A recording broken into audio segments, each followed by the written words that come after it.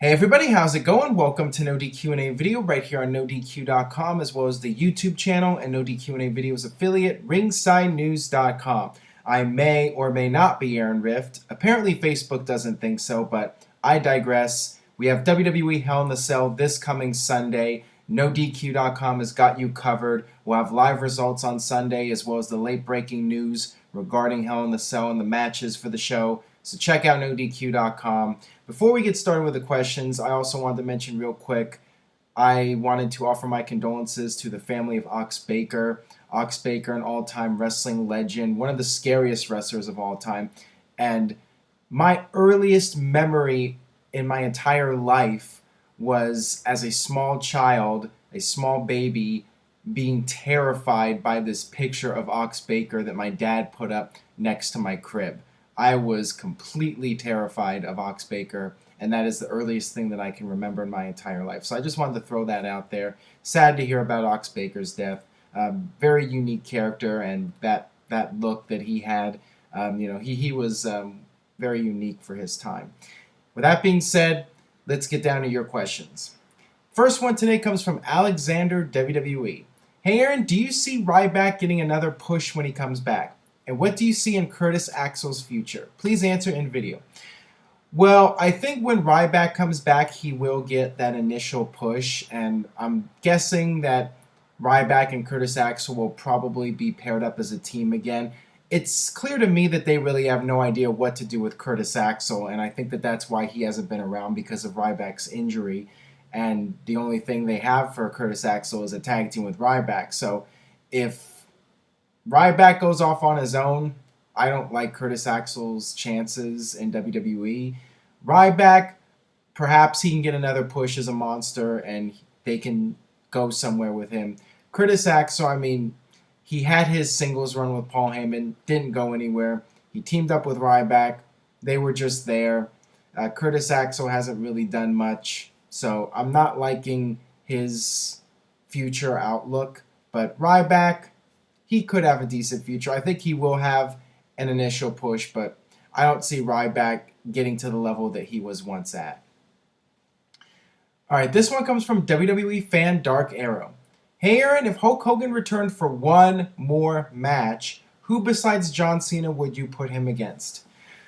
Well, that's the thing. I don't think I would put Hulk Hogan against anybody else but John Cena. If Hulk Hogan is actually going to step into the ring at 60 plus years old and do one more match, John Cena to me is the only match that makes sense because John Cena is the biggest name in WWE and that is the dream match. Hulk Hogan, the biggest star of one era, versus John Cena, the biggest star of today's era.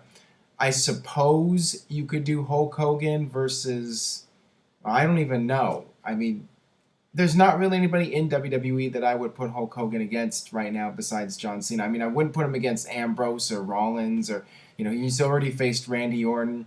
I would not put him in there with anybody else besides John Cena at this point. I guess Steve Austin is the guy I'm thinking of. Steve Austin, if he wanted to come back for one more match, but who would do the job in that match, I think that would be very interesting to see how that would go down. But I doubt that match is going to happen. Very unlikely. I think that Hogan and Austin is something that could have happened 12 plus years ago, 12, 13 years ago. Didn't happen. Don't see it happening now.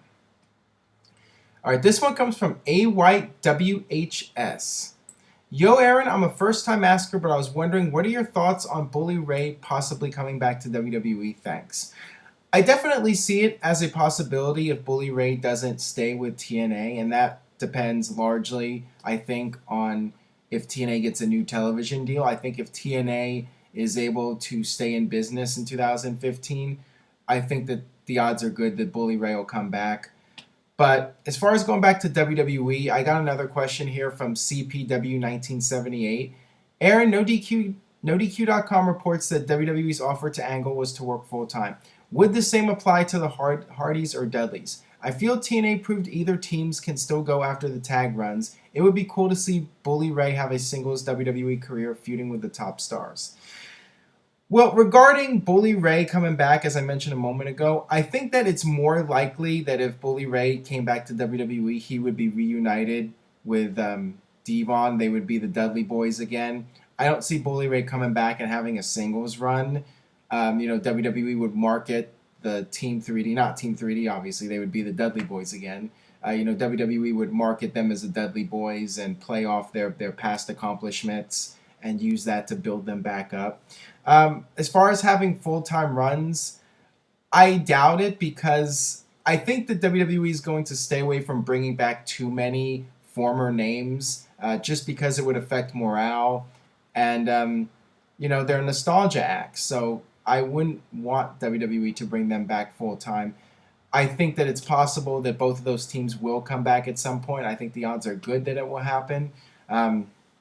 Probably the Dudleys first, especially if things don't work out with TNA in terms of getting a new TV deal. I could see the Dudleys maybe coming back in 2015. Hardys, I also think at some point. I wouldn't bring back both teams at the same time. I would bring back one team and then wait a year and then bring back the other team. Let them have like one last brief run, not something on a full-time basis, but have them come back maybe for one more WrestleMania match or something like the New Age Outlaws where they came back and had the tag team titles and had one more WrestleMania appearance, something similar to that. All right, next question here. Hey Aaron, with WWE putting ads on the WWE network, does it mean it's failing? Doesn't necessarily mean it's failing, it just means that WWE is not making as much money as they were hoping for. They didn't get the subscriber count that they needed to have by this point. So they're looking at other ways of generating revenue for the network. And, they've put so much stock into the whole $9.99 deal that they don't want to change the price and raise it right now.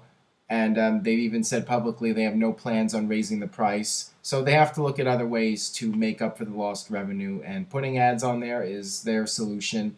And we'll see what happens. I have not gotten an ad on the WWE network yet. So I really have no comment at this point regarding how annoying it is. But we'll see. I mean, if they put an ad every now and then, I think people would live with it. But if it starts getting overkill, it could affect future subscribers. I mean, we'll just have to wait and see how it plays out and how far WWE goes with the advertising on the network. All right, this one comes from Clarky Boy 123. Do you think the Dean Ambrose lunatic fringe gimmick would work better as a heel? Well, I think it would work well either way. When you compare Dean Ambrose to somebody like Brian Pillman was great as this insane heel character, and I think Dean Ambrose could definitely make it work as a heel. And as I mentioned in the last video, I think that when the time comes to balance the rosters, once you have Roman Reigns coming back and Daniel Bryan coming back, I think that at that point, turning Dean Ambrose heel would be a good idea, and I think he could go very far with the character as a heel, maybe even better as a babyface. So I definitely think it would work. All right, this one comes from Knowledge Allah. Do you think that there can be a viable third wrestling promotion? Please answer in video.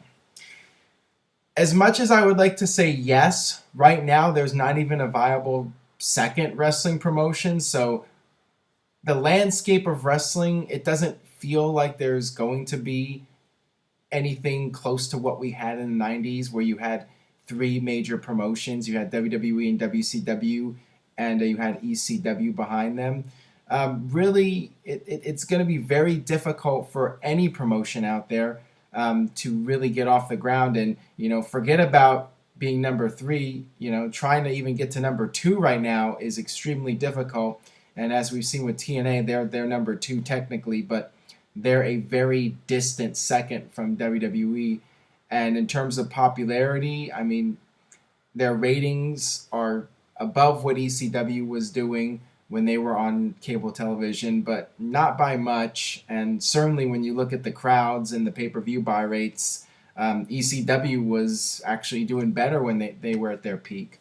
So TNA is really struggling right now, and it's just a sign of the times. I don't know if there's any promotion out there that can even come close to being a number 2 or a number 3. I mean, Ring of Honor, I guess you could say, is a number 3, but they're essentially an indie promotion. So it's going to be very difficult for any promotion to get to the popularity level to where WCW and ECW were in the 90s, right behind WWE. All right, that'll wrap it up for this edition of No DQ&A video. Thanks as always for watching. As I mentioned at the start of the video, check out NoDQ.com for the latest news and rumors regarding Hell in the Cell. And this Sunday, NoDQ.com will have live coverage on the website, and I'll also be tweeting. Check all that out. I will see you guys next time.